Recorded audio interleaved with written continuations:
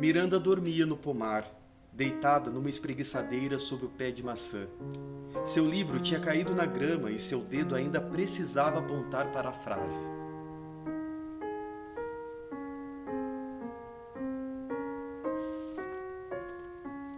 Como se justamente aí ela houvesse começado a dormir.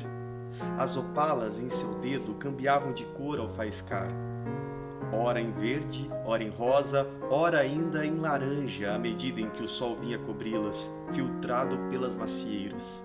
Depois, quando a brisa soprou, como uma flor presa na haste, seu vestido roxo ondulou. Dobrou-se a grama, e a borboleta branca, bem por cima do seu rosto, veio esvoaçando a esmo.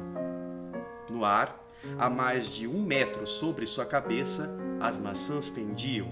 De repente houve um barulho estridente, como se gongos de metal rachado fossem percutidos de um modo irregular, brutal, violento.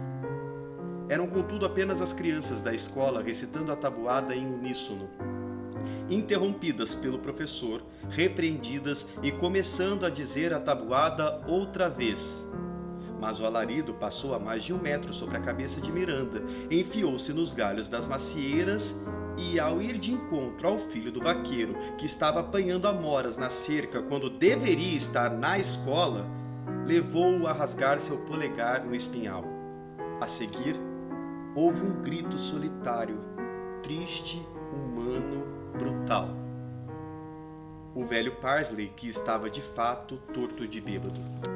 Aí, as folhas mais do alto da macieira, planas como peixinhos contra o azul, a mais de 3 metros sobre a terra, vibraram como uma nota pensativa e lúgubre.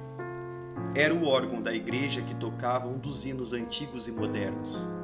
O som saía flutuando e era cortado em átomos por um bando de tordos que voava a enorme velocidade, fosse para onde fosse. Lá embaixo, a mais de 3 metros, Miranda continuava dormindo. E aí, acima de macieira e pereira, 600 metros acima de Miranda, a dormitar no pomar, tocaram sinos, surdos, intermitentes, soturnos, didáticos, pois 6 pobres mulheres da paróquia eram levadas nesse instante à igreja, dando o pastor graças a Deus por seus dízimos. E acima disso, com um brusco rangido, a seta dourada da torre da igreja virou de sul para leste. Acima de tudo mais eles unia, acima das matas, dos pastos, dos morros, quilômetros acima de Miranda, que no pomar dormia. Varreu persistente, sem olhos, sem cérebro, nada encontrando para lhe opor resistência, até fazer meia volta e rumar ao sul novamente, quilômetros abaixo, num espaço tão grande quanto um buraco de agulha. Miranda se pôs em pé e gritou: "Oh, vou me atrasar para o chá." Miranda dormia no pomar, ou talvez não dormisse porque seus lábios se moviam muito de leve, como se estivessem dizendo: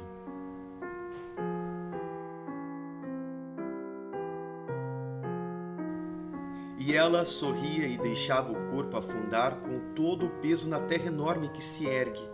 Pensou então para me levar nas costas como se eu fosse uma folha ou uma rainha, e aqui as crianças diziam a tabuada. Ou, prosseguiu Miranda, eu poderia estar deitada no topo de um penhasco com os gritos das gaivotas por cima.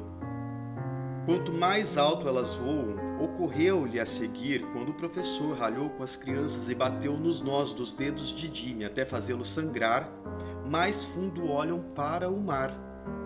Para o mar, repetiu, e seus dedos relaxaram e seus lábios se fecharam serenamente, como se ela estivesse flutuando nas ondas. E depois, quando acima da cabeça soou o berro do bêbado, ela respirou no êxtase extraordinário, pois pensou ter ouvido os próprios gritos da vida, vindos de uma boca escarlate, com sua língua grosseira, do vento, dos sinos, das folhas verdes e curvas dos repolhos.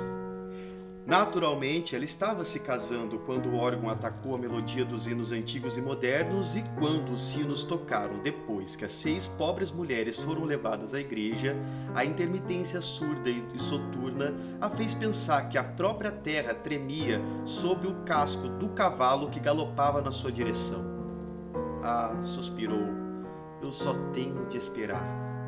Parecendo-lhe então que para ela e ao seu redor, até vará-la ao través, tudo havia começado a se mover e gritar, a voar, a cavalgar, numa disposição em conjunto.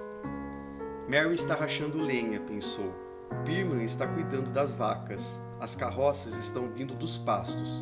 O cavaleiro, e ela traçou as linhas que os homens, as carroças, os pássaros e o cavaleiro faziam por essa parte do campo até parecer que eram repelidos todos, ao redor e ao través, pelo pulsar do seu próprio coração. No ar, quilômetros acima, mudou o vento. A seta dourada da torre da igreja rangeu, e Miranda pulou em pé e gritou: "Oh, vou me atrasar para o chá." Miranda dormia no pomar. Ou estava ou não estava dormindo? Seu vestido roxo se esticava entre os 2 pés de maçã. Havia 24 macieiras no pomar, uma ligeiramente inclinada, outras crescendo retas numa investida que ia tronco acima para alargar-se em galhos e formar gotas redondas, vermelhas ou amarelas. Cada macieira tinha bastante espaço, o céu se encaixava à perfeição nas folhas. Quando a brisa soprou, a linha dos ramos contra o muro inclinou-se um pouco, voltando logo depois ao normal. Uma rubi-ruiva voou em diagonal de um canto a outro. Em pulinhos cautelosos, um torto se aproximou de uma maçã caída, e um pardal passou rente à grama, vindo do outro muro. A investida das árvores para o alto era amarrada embaixo por esses movimentos, sendo o todo compactado pelos muros do pomar. A terra, por quilômetros adentro, toda presa e apertada, e na superfície enrugada pelo ar tremulante. Além, na extremidade do pomar, uma faixa roxa cortava o verde-azul. Mudando o vento, uma penca de maçãs foi atirada tão alto que eclipsou 2 vacas no pasto. "Oh, vou me atrasar para o chá", gritou Miranda. Mas as maçãs logo voltaram a dependurar-se no muro.